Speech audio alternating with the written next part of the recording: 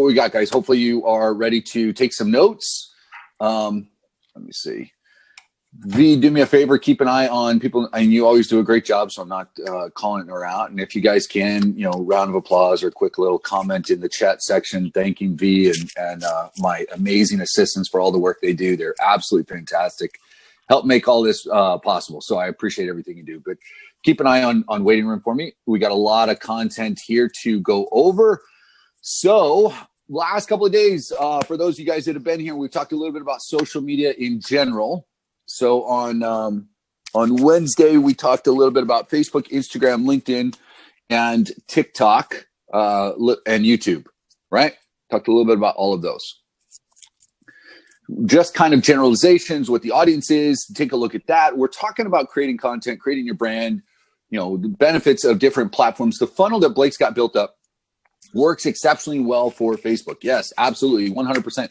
Can it work if you put the link on Instagram? Yes. Does some of this work if you approach it the right way on LinkedIn? Absolutely.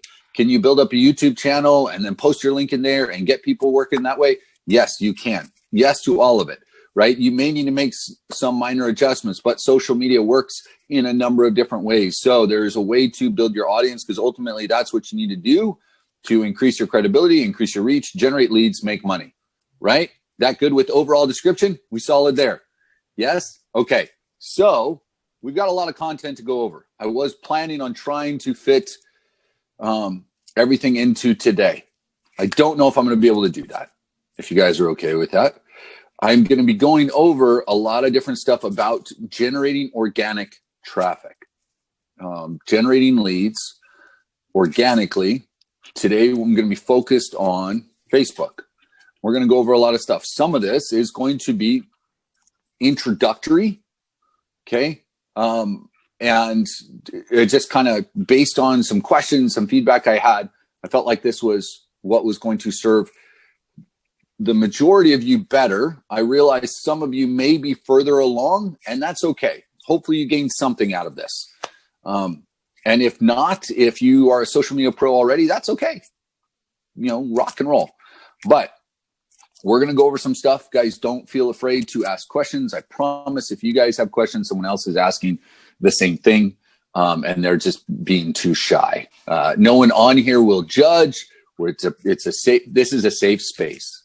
We are all protected here most of the time, unless I get on a tirade and then I'm just attacking everybody. But you guys know I love you. So on that note, we're going to be talking about social media. We're getting into Facebook. So I'm going to share a little bit from now, guys, as a side note, I will share. So the recording will be posted on the Google Doc a little bit later. If you need the Google Drive with the recordings, get in touch with your accountability representative.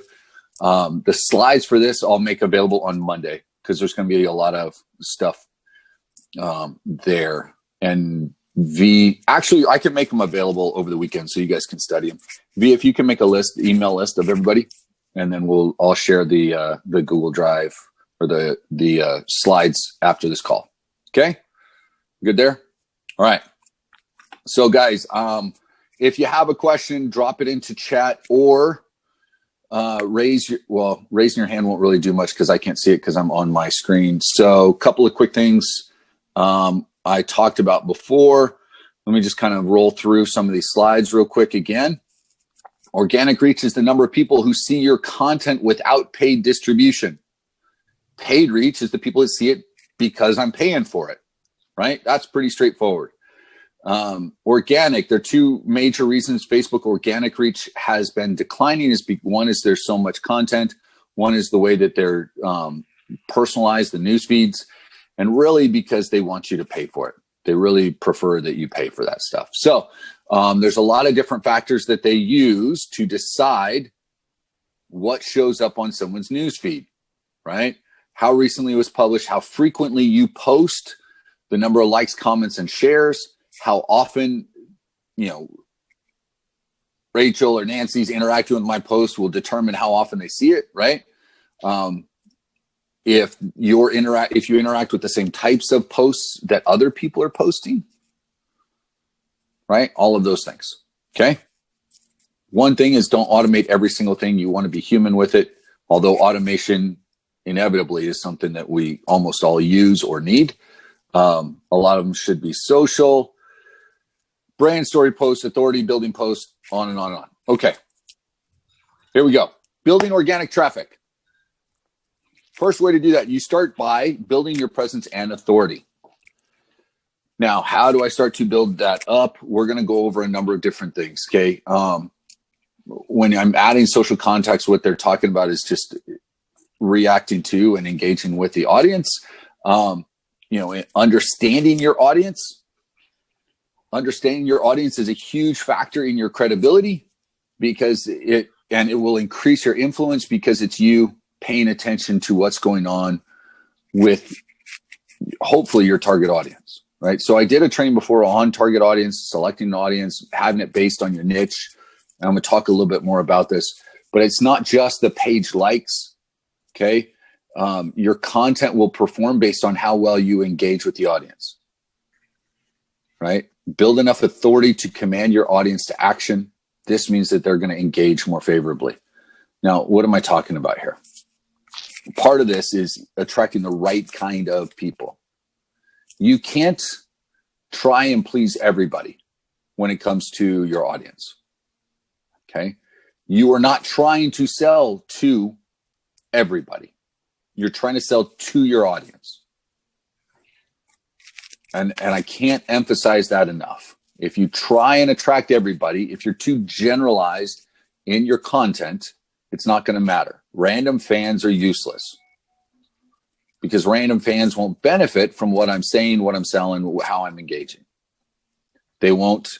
It will affect you. Like you could have and that's part of what I was talking about the other day when I talk about buying likes that are too broad.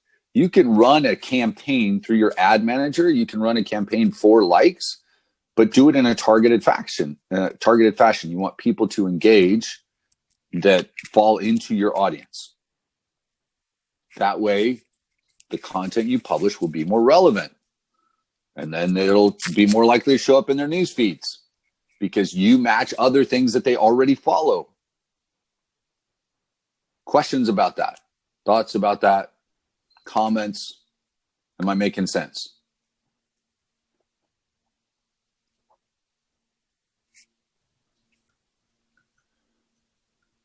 We're talking both, David. We're talking both. He's saying, are we talking biz, not personal? Again, your business is how you'll run an ad and how you can retarget your posts. But I would do both. Like eventually you're going to have some people that like your page as well. But there's no reason to not just target that same audience. Ultimately, we're talking more business because in that regards, you're going to have more people looking at, what you're trying to offer, and that'll be done through your business side. But that's kind of how that flows. So, okay. Did that? Oh, I guess I just duplicated that. All right. So we start by creating our presence and authority. We have to have a strong brand presence.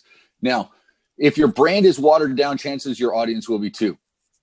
What does that mean? How do I create a strong brand? What would be the difference between a strong brand or a watered down brand? Just kind of an explanation. What would you guys think if I say, hey, your brand's kind of watered down? What does that mean? Your niche is too wide. Too broad. Too wide, too broad. So that's my niche, right? So my audience is too broad. And so my message becomes too broad. And I'm just posting stuff that's not relevant to anything, right? You've got to be strategic. You've got to be thoughtful about what you're doing. Now, I'm going to give you some ideas on how to do that. But this starts with your audience. This is why when we talk about selecting a niche, we say, hey, you should select a niche that you either like or if you're passionate about it, great. If you've got a background with it, better. If it's something that you're willing to talk about, awesome. David, I'm not sure what you mean by cross-reference. Cross-reference what? So what you want to do is, and I realize I may have just said, business to personal. If you're posting, joining certain groups may be from your personal page. And so people will end up looking at your personal as well. I would just personally, I don't know how many times I can say personal in two sentences, but personally, I would build my personal page in accordance with my overall brand, my overall message. Guys, human capital, human branding is now the world that we're in. Now that happens through text. It happens through words. It happens through spoken language, podcasts, videos. Videos will, and we'll touch on this later, but videos will outperform text every single day of the week. And some of you guys are saying, well, I never want to be on video. Okay. Well, then, animated video or images with voiceover or closed caption will perform better than other ones. But if that's the way you're going to do it, then it better be on point as well as far as your brand message, not just general, some people, and I don't know if anybody has done this. So if you've done this, please understand, I'm not attacking you. I'm talking about the action. Some people build out their personal or their business page and they post, those silly, almost like the GIFs that you can text people that say good morning. And it's like the super poor quality animation. There's like sparkles and there's silly cartoons that's sitting there like in flowers. They're saying good morning. And it's just kind of, we're sitting there with a cup of coffee. You guys seen those? Like you would text to, I would send that to my mom kind of thing. Like that's not how you engage with your audience, guys. But I'm telling them good morning. No, you're not. People are going to look at that. And do you ever look at that and go, man, that's some quality graphics. That's who I want to help me with my marketing. In general, when you post something, think about how your audience is going to perceive that, right? We talked about this the other day, the assumptions, right? When we were talking about the 4 agreements, what you think, what they think, somewhere in the middle, right? Because it doesn't matter if you like it. The only thing that matters in this case is your message to your audience and how they perceive that. And if that's going to induce them to continue to engage with you and eventually create a relationship, because people will buy from who they know, like, and trust. And if they know, like, and trust me, then I can offer them something that is of value to them. And through my sales funnel that is constantly going on, I want you guys to understand everything that you do on your page is kind of a part of your sales funnel. We build this funnel out. Blake's got the funnel built out, the partner program, and you guys are taking advantage of it. All of the stuff that you do is considered top of funnel. All of the stuff that you do creates engagement with an audience that will come in through the funnel, right? So your message has got to be on point. You're a marketer. You're digital entrepreneurs. You know how to connect with an audience. Let me show you how to do that, right? So where do you learn some of that stuff? Part of it's from reading. Maybe you should read some books. Once you've been on a couple of my calls, you'll understand I kind of harp on that point from time to time. But you guys should be reading. I promise it will be beneficial for you as you're going about your marketing. Okay? So if you're not specific, your brand is too generalized, you won't connect with the audience. Right? So let me go ahead and keep rolling. You want a brand image that sticks in the mind. So your brand image isn't just your logo, guys. It's you. And then you're constantly reinforcing that message. Okay. Next, some information that can be used to construct your persona, right? And what I mean is the persona of your target audience. This should be their persona, right? So I did a whole training on target audience before. So this is kind of reemphasizing some of that. You cannot be politically correct when it comes to this, guys. Again, I said it before, but please, I've got to understand my target audience. How do they identify? Right? Gender, age, background, location, occupation.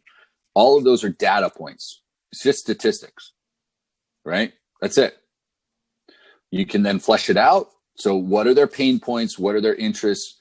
So the pain point is what? You guys remember, if you've gone and you've seen it, back in November, I did a branding and direct response marketing. I've talked about it on a couple of different things. I talked about something called a market dominating position. I don't know if any of you guys remember this. A market dominating position is essentially you coming in and understanding. It's a phrase or kind of a mission statement, almost, if you will. Another word for it or another phrase that some people identify with is a unique selling point or unique selling position. A market dominating position is understanding from your target audience what they have but they don't want, and in turn what they want but they don't have. Your message consistently to businesses is to express to them, I understand what you have but you don't want. What you have is an empty store. What you have are mounting bills. What you have are technicians that aren't working. What you have is a need for customers. So I understand what you have, but you don't want. And I understand what you want, but don't have. I understand that you want a full schedule, but you don't have it yet. I understand that you want customers and you want to get them from social media and you can't figure it out. I understand that you want to be proficient in generating leads using Facebook, but you haven't learned how to do that yet. I can help you learn that. That's what you're doing with this, guys. And really, these products will do that. And if you learn some of this too, you're essentially, understand what you're doing. This isn't just you making money. If you guys take this on as a mission and go above and beyond and you go, I'm going to help make an impact on some businesses in this niche because I'm passionate about it. And I know some of you I've talked to that absolutely have that vision. I'm after helping minority-based businesses, women-based businesses, contractors that are struggling right now. I'm trying to help people that are in the homeopathic space that are trying to get customers and they're struggling. Some of you guys are passionate about it. And if you look at it, if you can help them generate customers, you're going to help save businesses. You're going to help put food on the table in other people's lives if you can deliver this product. So you should put yourself on a mission to get this in front of the right people, right? That should be your reason. Like, man, if I can connect with my audience, I can make a difference in their lives. That's what you guys have the capability of doing. That's what these products can do. Occasionally, that should get you a little fired up. So there's some points to look at. Now, what else can I do? I'm going to target the demographic when I boost or I promote my posts. Now, I'm not big on boosting unless you target it. Don't just boost for the sake of boosting. If you're going to boost without targeting your audience, without understanding who your audience is, like I've said before, if you're going to boost without targeting your audience, I'll send you my PayPal. You can just send me the cash.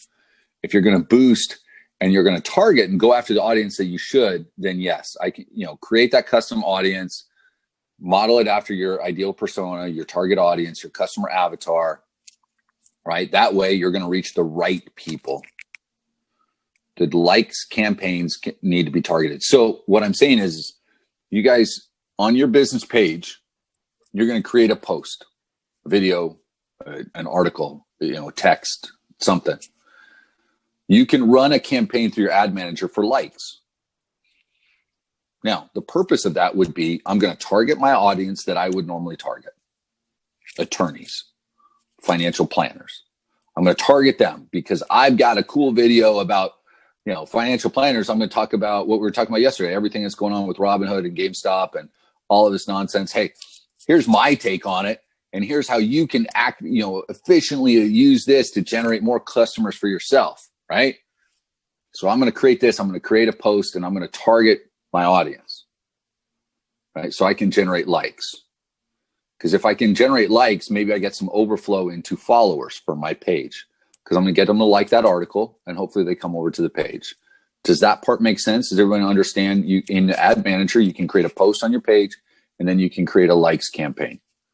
Now, what do you do with that, right? What can you actively do? Okay.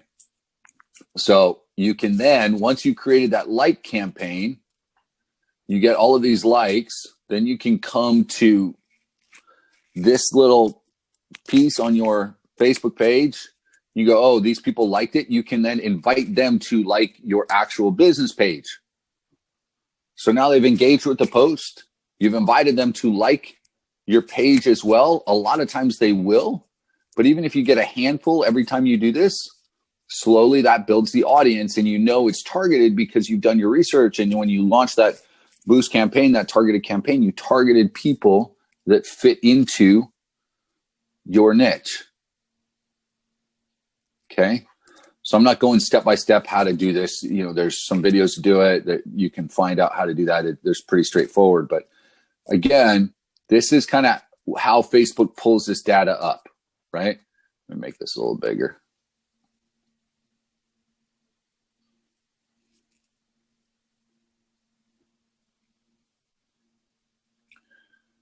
Okay. Creating a custom audience on Facebook. This is how you do it. The Facebook has this data. The partner categories are like the interests and the other stuff that's there. And then you have the data that you've got, because people start making purchases. You've created your customer avatar, and this is kind of what that looks like, right? So I can create then a custom audience, and I can use that custom audience for my boosted campaign or my likes campaign and things like that. I'm not going to walk you through exactly how to set up a custom audience on this, because you'd have to jump into like the background and Facebook and everything. We've got some training in the dashboard. There's more training within Accelerator. I can't pull up my chat for some reason. There we go. Would you message them to thank them for liking the page? No, I wouldn't do that. Just occasionally on the page or in a video, say, hey, thanks for liking my page. Appreciate all the new likes, or all you new people that are here following. I want to make sure I provide blah, blah. Just keep building your brand. Because at some point, if you want to at the beginning, that's fine. But at some point, it's just going to hopefully it becomes overwhelming. Hopefully, you don't want to have to send, 80 new likes a day, 80 new messages a day saying, thanks for liking my page. At least not at the beginning. Now, that's taking into consideration. I'm not going in depth on something like ManyChat or a bot. You guys know what a chat bot is? So you have Facebook Messenger, right? And if you have a business page, people can message you. You can message them if they've liked your page. You can set up something that's called a chat bot, and you can create kind of a flow of chat back and forth to engage. It's a great way to do it. It's awesome for engagement. It's great to then take them from that chat into to your link for your funnel. But setting all of that up is a lot more in-depth training. And I'm not getting into it on one of these calls. It's too much. You can do it. It's a cost. There's a cost to it. There's a lot of value if you do it. Say again, Andrew. We do have a chat box option in Blake's partner program. So are we talking about the same one? It would be the same type of thing. Yeah. Okay. Chatbots are great. I'm just not diving into it here because it's too much to try and dive through. So yeah, add it to the landing page. Yeah. Any way that you can create kind of that conversation. And here's the thing. Sometimes people are like, well, but it's a bot and it's not precise, and people don't like that. Okay. But people are used to it too. Has anybody never had a chat conversation that's kind of automated to take you at least to one step or another? Everybody's done it, right? Now we're doing it on text like this through Facebook, but you've all done it before. Please press 1 for English and 2 for Spanish. Let me get the last 4 of your card number so I can get you to the right department. I mean, we all do it, but it is exactly, Anthony. We may not like it, but it's expected and we understand it, right?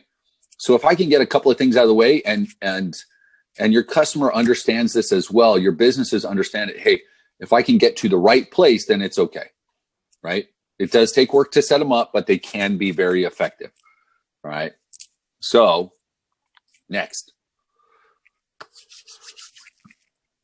evergreen content. You've got to be strategic about the content that you post. You got to put a little thought into it.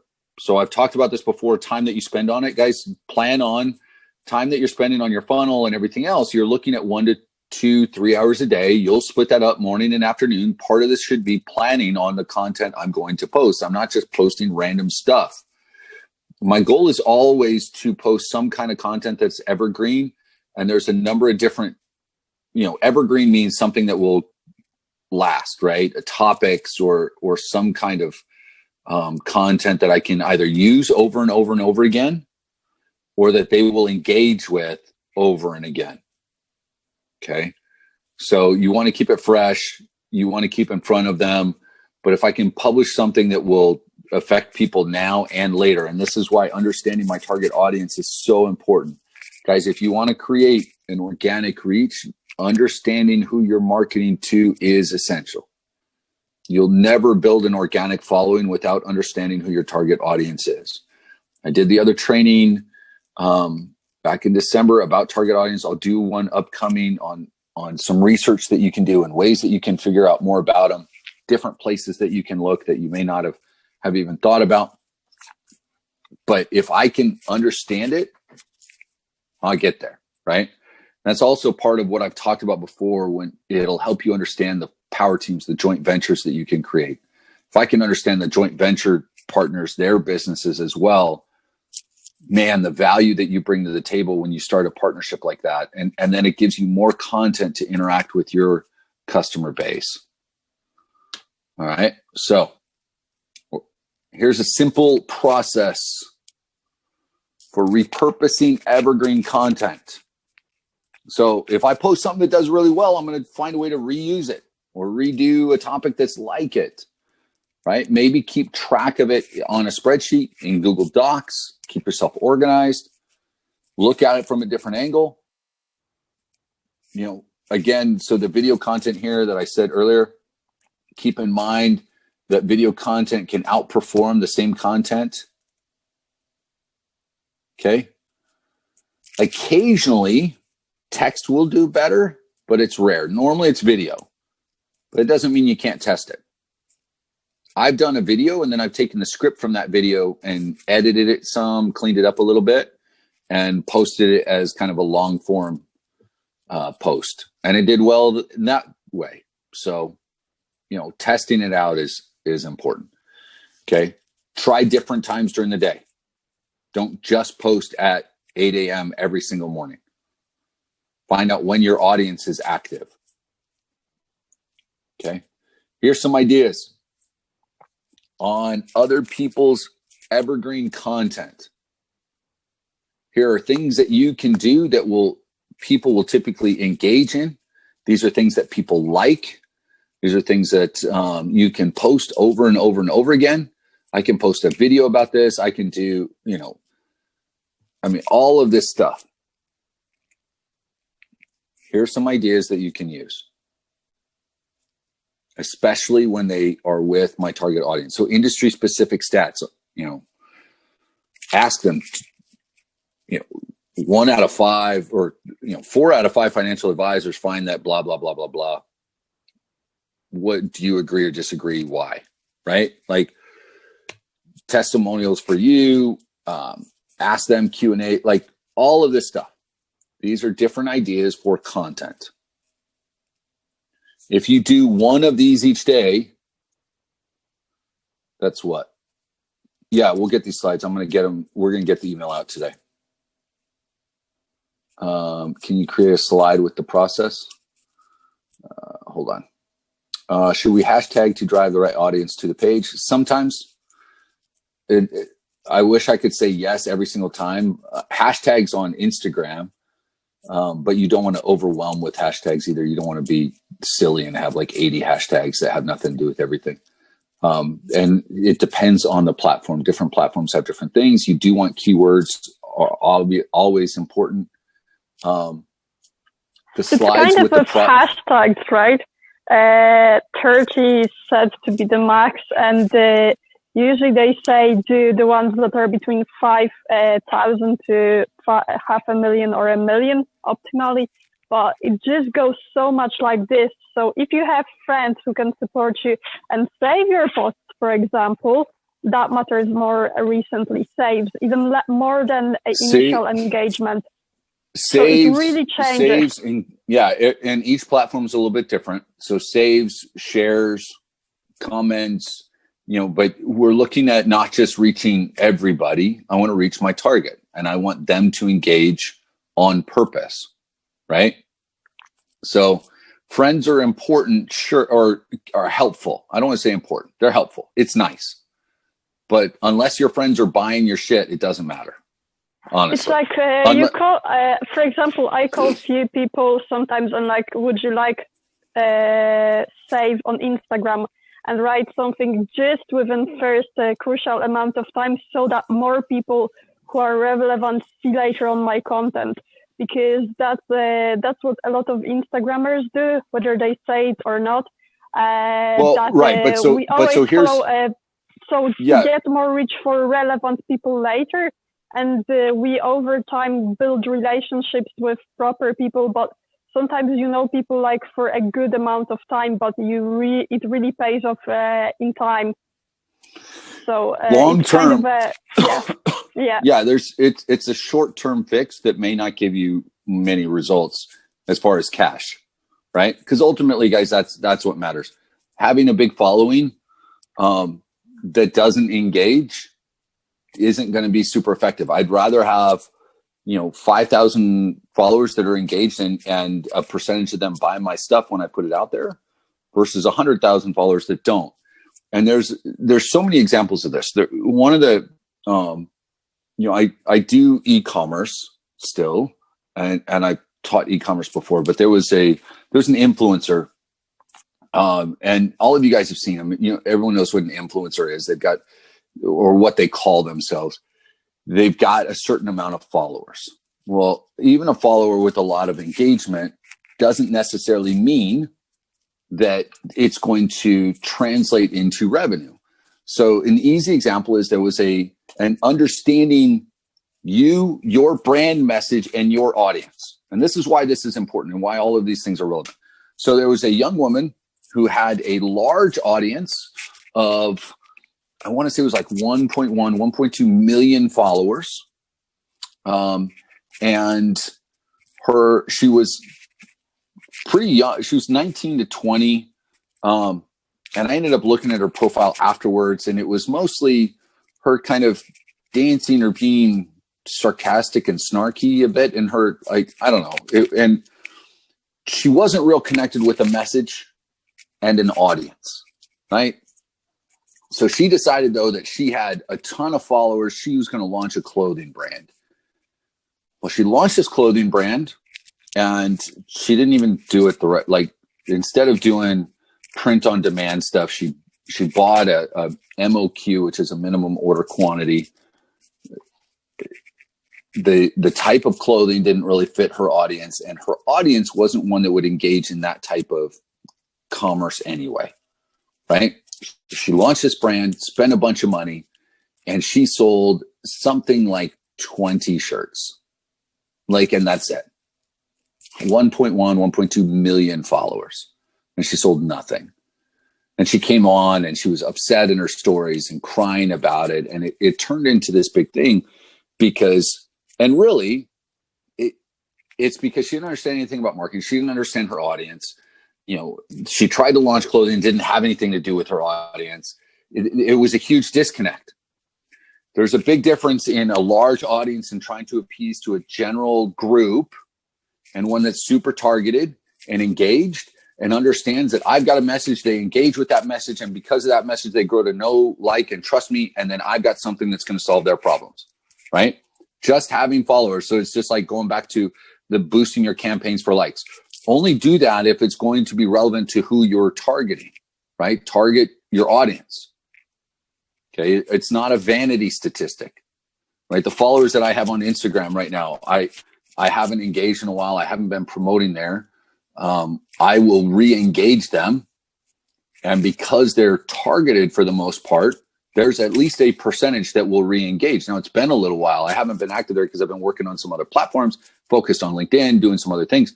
But I'll be able to re-engage, and there's a percentage of them that will re-engage, and I'll be able to offer some stuff to them, and I'll generate revenue from it, right? It's just like your email list. They're going to be targeted, so I've got to engage with them in that right way. Is that clear? Does that story kind of make sense, guys? Yeah, let me see. Go over to hashtags at one point. I believe they don't mean the same. They don't mean the same thing in Facebook and Instagram. I mean, we'll end up talking about them some, both on LinkedIn and Instagram. I'll talk about all of that and how to utilize those things later on. Okay. Last one for today, guys. Because I think I've got more, but I'm going to go over it Monday because I'm going to make these slides available so you guys can study them today. We'll get the emails out after this. You'll have this here, and just start thinking, start planning out. All of you guys, even if you don't have your business pages set up just yet, you can start planning out some of your social media posts. If you do have your business pages set up, you can start planning out and executing on those. Right? So some simple tips: solid visuals, quality pictures and images. And if you're looking for images that maybe you want to put a quote about your niche, there's places that you can go for duty-free images, like that are not copyrighted, right? That you've got the copyright to be able to use. You know what I'm talking about? And I said duty, D-U-T-Y, not duty. Sorry. Don't be too formal. Keep it short and snappy. Keep it, on point. Ask questions that get responses. Be human, be real. Clear call to action. Meaning, and this goes back to, you guys can go back to November 13th and 16th. I did the branding and direct response marketing training where I talked about asking questions that are based on, Pixabay, Pexels is one. P-E-X-E-L-S is one if you want to find images. But again, don't just do, unless you're doing personal development coaches and online marketing, then absolutely, stuff that's maybe every single day almost you have quotes from people. Because I did that for a while.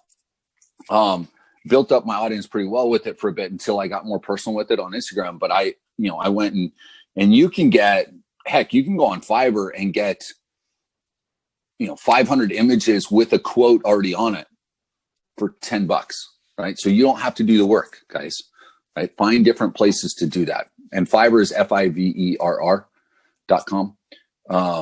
I wouldn't worry about it till you're ready to get launched. I wouldn't post just that. You've got to be personal. You got to be human. Again, this is building human capital, your brand.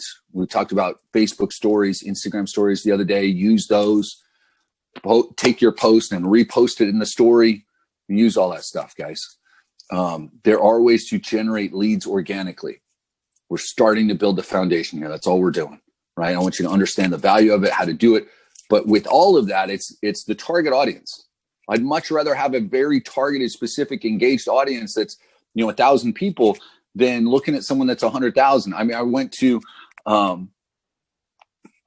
I started working with a company a while back. They brought me on to advise on some marketing and things, and they had this Facebook page. And he's like, "Oh, I've got this. I've got a Facebook page that I use for this other thing that I'm just going to bring the audience over here, and we're going to sell them our products with this." And they were wanting to sell these e-commerce products that they had with the brand. It was beauty products, so it was like an eye serum and all of this other stuff. I'm like, well, that's not going to work. He's like, I got 500,000 people on that page. Of course it's going to work. I'm going to be able to sell stuff. So, but it's an audience for something totally different. The other audience was for like an auction site from a year ago. You haven't engaged with them at all. They're not going to interact at all. He goes, so he placed a bet with me. Who do you think won that one? Right? He posted plenty, and he had 500,000 likes on there, and he couldn't generate 15 likes on a post. Who the hell cares about the 500,000 likes if nobody's engaged on anything and if it doesn't speak to who your audience is? Guys, understand, this is why when we talk about selecting a niche and we talk about, deciding on who you're working with, what type of business you're working with. Occasionally I get people that say, well, I want to work with, every business. I want to help any business. I say, that's great. You're never going to help anybody if that's kind of what you're trying to do. You need to decide on someone.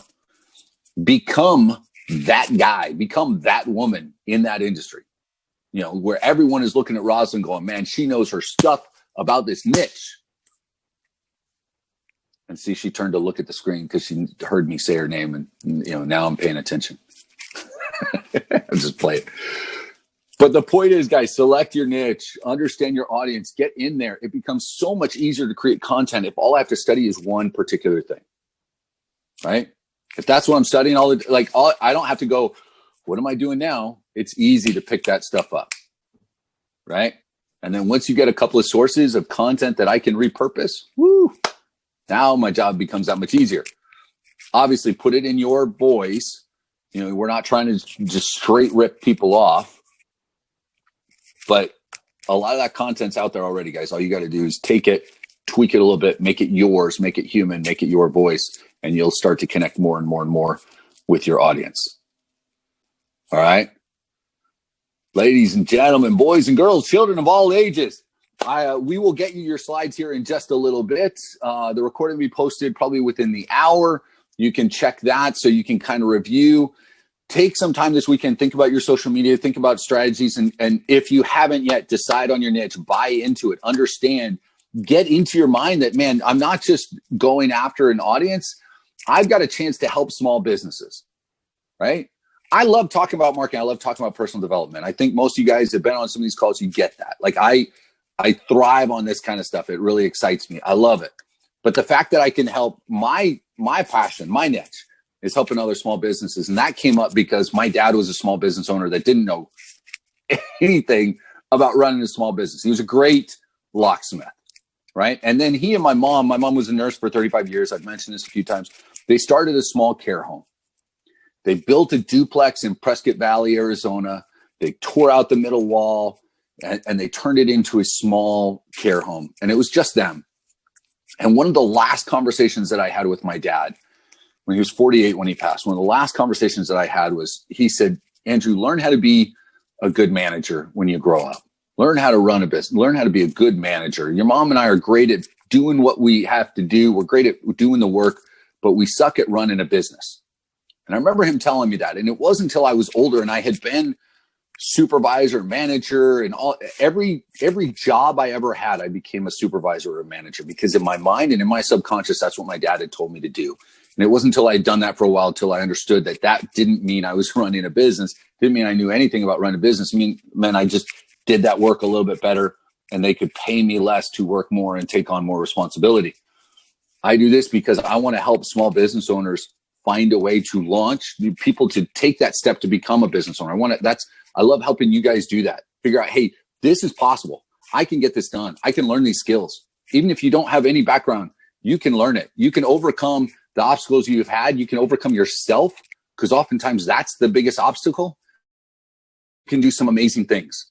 And whether those amazing things means you make, $1,000 or $2,000 extra a month, or it means that you hit that 7 figures, that's great. I want to be part of that journey with you. And all of you guys are capable of it. All of you guys are capable of finding a way to rise up from the ashes and fly like the phoenixes you are. Go out and have an amazing day, guys. I will see you on Monday. We'll continue this conversation a little bit. Take care, guys.